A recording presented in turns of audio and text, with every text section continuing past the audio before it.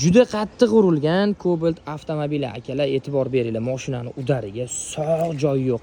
Videoni oxirigacha ko'ringlar. Men bu Cobalt haqida hamma ma'lumotni aytib o'taman. Kapotlariga e'tibor beringlar, yirtilib ketgan. Motor korobkasidan boshlaymiz. Motor korobkasi but-butun, akkumulyatori yo'q, lekin akkumulyatori udar davomida chiqib ketgan ekan. Qarochi mordasi sepilib ketgan bu mashinani. E'tibor beringlar, qanaqadir kattaroq mashinani orqasiga urgandan keyin o'sha mashinani krilosi mashina ichiga tushib qolgan. Bilmayman, gazelmi, manmi.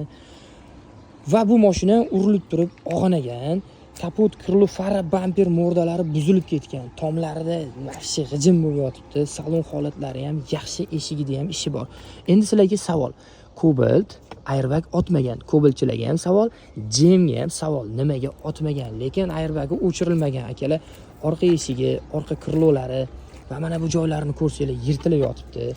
Orqa tomonlariga o'tadigan bo'lsak, bagaji but-butun, faqat pitnosi bor ekan, ko'rinib turibdi. Orqa stoplari singan, orqa krilo, bak kirishga, orqa eshigi, oldi krilosi.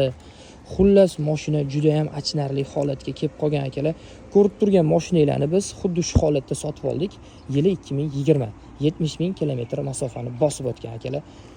Xullas, ko'rdinglar, Cobaltni holati juda ham og'ir. Egalari murojaat qildilar-da, mana shu Cobaltni bizga sotib yubordilar. Bilasizlar, butun O'zbekiston bo'ylab shunaqa urilgan mashinalar olib qolamiz.